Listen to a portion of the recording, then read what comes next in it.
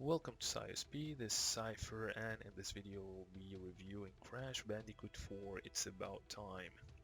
This brand new sequel is published by Activision and developed by Toys for Bob, and boy oh boy they managed to deliver a gem that's definitely worth buying. I managed to rush the base game in the weekend, and from the first impression, I can tell you guys it's the hardest Crash Bandicoot game that I have played so far, despite the fact that it's a fluid game. So its difficulty did not come from clumsiness of its control mechanic. And that made me understand why they added the modern style of play, because they simply know it will not work well if you have lives. You are going to fail and fail and fail. As for completionist, I have worse news for you, so bear with me in the video and we'll tell you why later. Now once you start your playthrough you will notice that the game is not like it used to be in the trilogy. These guys really invested into the story itself this time, such that you will see a lot more cinematics compared to the previous ones, and even the stages are well blended around those cinematics. So if you want to rush the story just to know what this sequel is about, you will enjoy it. You will feel that you are doing everything for a purpose, and you truly want to know what's going to happen next. It's simply not just a platformer game anymore. In fact, it's more of a story now. And its cartoony art style makes it a funny experience and less annoying to play. Also, the world map itself is more reasonably implemented in this game. So unlike Crash 2 that was the most annoying between all Crashes, this game took its world design from Crash 1 and they made it even better. So you will see that all levels in a specific world are really connected, and you will not play suddenly in an icy place while being in the desert on the previous level. It's much cleaner now, and you really expect what your next level will look like. In terms of graphics, well, it was developed using Unreal Engine, so what do you expect? It's a very beautiful looking game, everything around you is eye appealing, and makes you enjoy the ride in your journey. Even everything feels more living. For instance, you see that everything in this city is moving. Look far in the sky and you will see that there are clouds moving.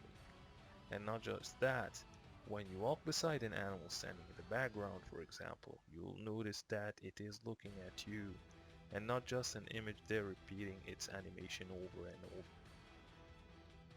Now, jumping to characters, you probably heard about it before, and maybe not, but yes, you can play as 5 different characters. I would say 4 because Crash and Coco plays the same, but anyways. You have Crash, the stupid bandicoot who still does not know how to talk, his sister Coco that's still the cutest around, and I still like her the most. Well, just one thing that I did not like the fact she lost her twins, and that made me so annoyed for a while. Why would you take them away? This brings me to the third character, which is Tauno. I mean, look at her. She became more mature now, she has better packages, and really looks like she grown up. As for her gameplay, she is the ninja of the squad. She is definitely a great addition to the roster. The fourth character is Dingodile. Yep, he plays like a tank, his levels are really enjoyable, and he's simply a beast that you don't want to mess with. And lastly, you play as Neocortex himself, the genius, stupid guy with his extremely laughable laugh. I mean, for real, it's awesome. What do you think about that?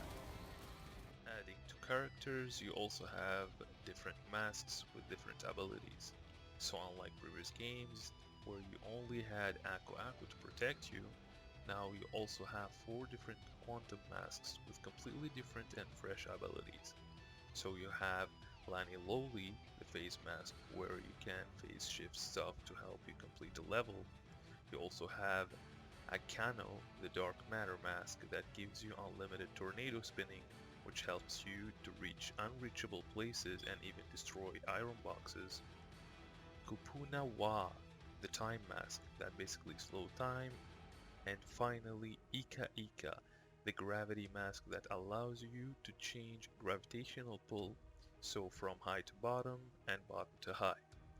These masks are accessible for the bandicoots and they add a lot to the way they play now.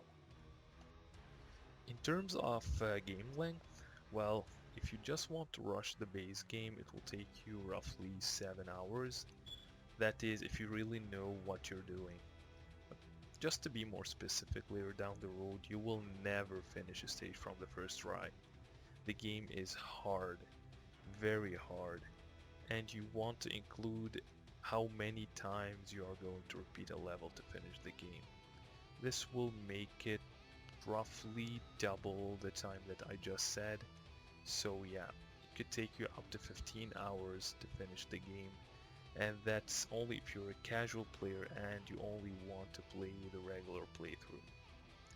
Now, if you are a completionist, however, and you want to get the Platinum on PlayStation or all the trophies on Xbox, well, let me tell you, good luck with that.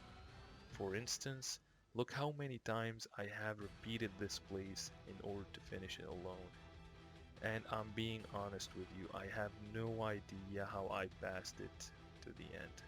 I should have died there, but thank you, Aku Aku. Anyways, once you finish the first playthrough, you will notice that you barely scratched the shell of this game. There is now an inverted mod, which is basically repeat every single level in a mirror road, but it is not all. The way in this mod is not clear whatsoever.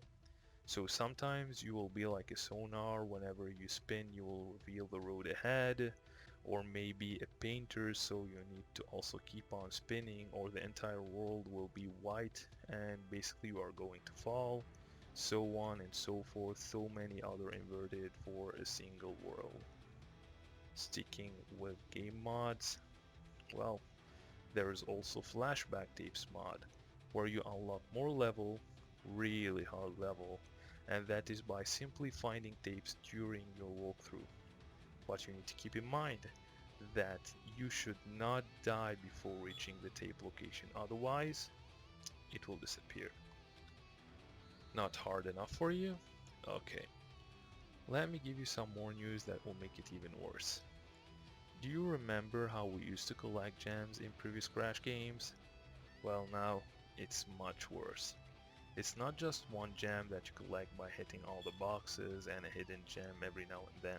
No, no, no. Now every level has 6 gems. 3 that you collect based on how many Wumpa fruits you collected during the level. So yeah, if you keep missing those Wumpas, you're not gonna get all gems. You also need to destroy all crates as usual. Find a hidden gem on every single level.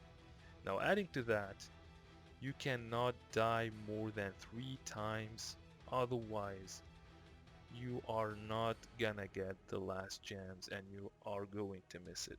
And that is for both regular play and inverted mod play. So, what do you say about that? Well, that's still not all.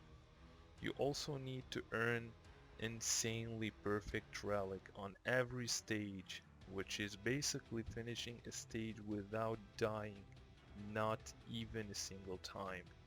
You need to earn all the platinum flashback relics, and for the relics, time relics I mean here, my friend, you now need to be the platinum time, not the gold as it used to be. So as I told you completionists, you are going to struggle with this one. Do you see why I'm telling you it is hard? Lastly, I just need to say this about is the game worth buying at full price? It's now 80 Canadian dollars, so well, yes, it is. It is the longest Crash game with extremely high replayability value. You can make it your main game before beating it, or if you're just a guy that, for example, has another main game and want to change the pace every now and then, well, this game also does the job for you. After all, it's a platformer game, and you are the one to decide whether you want to play a full session, an hour for example, or you just want to chill and do a 5-minute run or 10-minute run, so just a level. All in all, Toys for Bob, you did exceptional work here for raising this style back to life with zero microtransactions slash loot boxes, knowing that the publisher is Activision, a lot of customization for Crash and Coco. Now I would have loved to see Tana with new looks as well. And finally, for giving us a reason to curse at someone, and in this case devs, it's you, and you know why. From Misai, I highly recommend buying this game because guess what? There could be a sequel if they made enough. How do I know? Watch the ending and hear the credits. Now give me a like and subscribe for more gameplay, reviews, and to support this channel, leave a comment below. Tell us and tell other what do you think about this game. This is Cypher. Thank you very much for your interaction and for watching this video. And finally, have a great day.